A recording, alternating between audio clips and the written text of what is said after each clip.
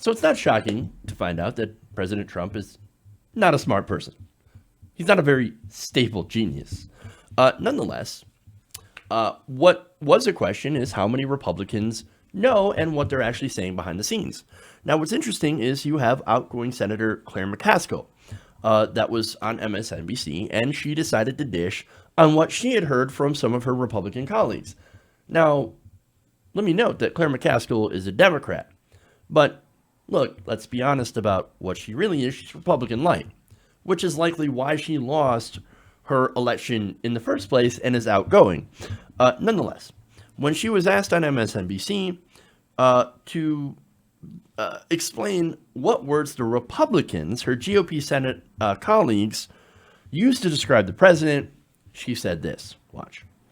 You gave an interview the other day in which you were talking about some of the Republican senators say about Donald Trump behind his back. Now, I'm not going to ask you to name the senators, obviously, but in terms of the lockstep, which was the march on the Republican side of the Senate, all professing loyalty to Trump, what are some of the adjectives these senators do use to describe him behind his back and in the cloakroom? Nuts, weak, doesn't really understand government, doesn't care to understand anything complicated, asks and says the most unbelievable things in meetings that clearly shows he doesn't understand the subject matter, no intellectual curiosity. Dangerous? Do they say? I don't know that I've heard dangerous, but I will say this. I believe history will judge down the line those members of the Republican Party who have silently looked down and think they can just wait this out without even speaking up about the level of lying that goes on. All right, so there's some interesting stuff in there, right? So for one, I immediately noticed, what did they say dangerous? What, are you kidding? No, of course they're not going to say dangerous. Why? It's because Donald Trump is doing everything that Republicans want them to do. The only thing is that Trump is doing this in a way that is unpalatable when it comes to, civility. I dare say, you are saying things that you're not actually supposed to say. No, you're not saying things in the right way. See, we usually hide our racism behind code words. And, we make sure that we lie to the public. Well, now, the thing about Donald Trump is he's too stupid. He's too stupid to cloak his real intentions. So he just comes out and blurts out and just says whatever is on his mind, which is very little. And of course, he's an old school racist and demagogue. So he just comes out and says it. Whereas, a lot of Republican senators are we need to make sure that we rein in extremism.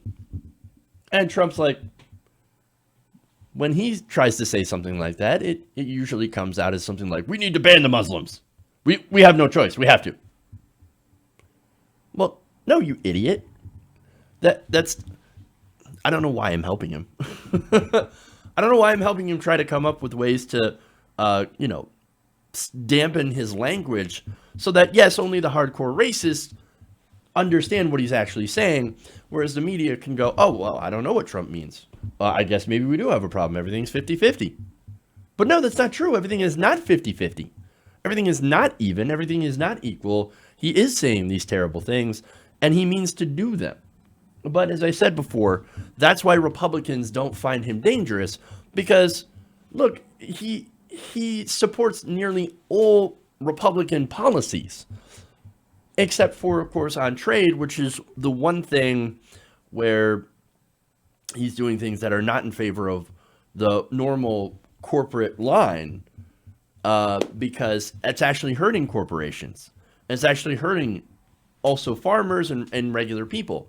So that's the one thing that he differs on.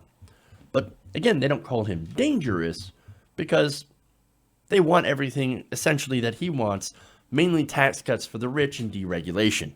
So let's be fair about that.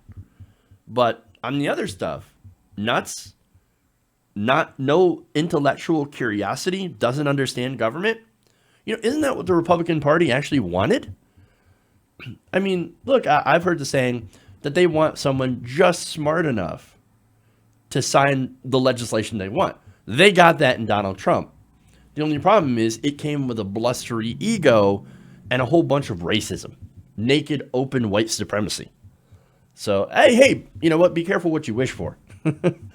That said, they're not actually going to openly challenge Trump until there is a massive backlash groundswell from the GOP base.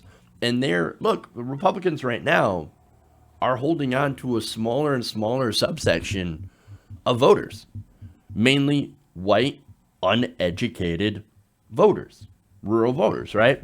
That's who they're really holding on to, and evangelicals. Now, the evangelicals are ride or die. So, no, they're definitely not going to stop backing him.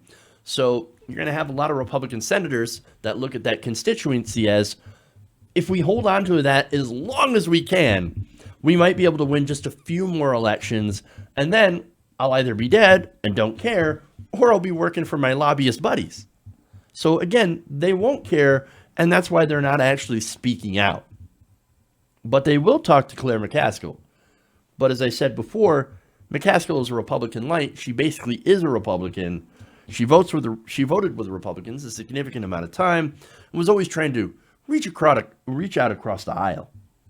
So, of course, she's going to be exposed to Republican lines of thinking because that's who she talks to. That's her bubble, right? But on this, she made a good point at the end that history's going to look back on this. And why is that? It's because she basically outed these guys as cowards. I'm not a huge fan of Claire McCaskill, but I think that was pretty significant criticism. Basically saying, yeah, these guys are the biggest cowards. Because while they say stuff like this behind Trump's back, they still continue to vote with him, and they still continue to support him because all they care about is their own power and their own votes. So that's significant because it shows who Republicans really are. In case you didn't already know, they're self-serving cowards. And that's who they will always be. Hey guys, hopefully you enjoyed that free video. Now I'm going to have to ask you a favor. Between the demonetization and the YouTube algorithm messing around with view counts, etc., we're having a hard time adjusting to the new YouTube reality, which is where you guys come in. See, we have a Patreon, patreon.com/TYTNation, set up to help us rely on you guys, the viewers, instead of big corporate ads. Look, you know the show. You know I'm not in favor of big corporations anyway.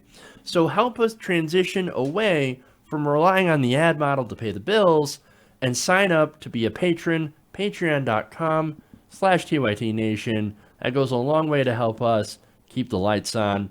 And you guys will know that you're supporting independent, progressive media.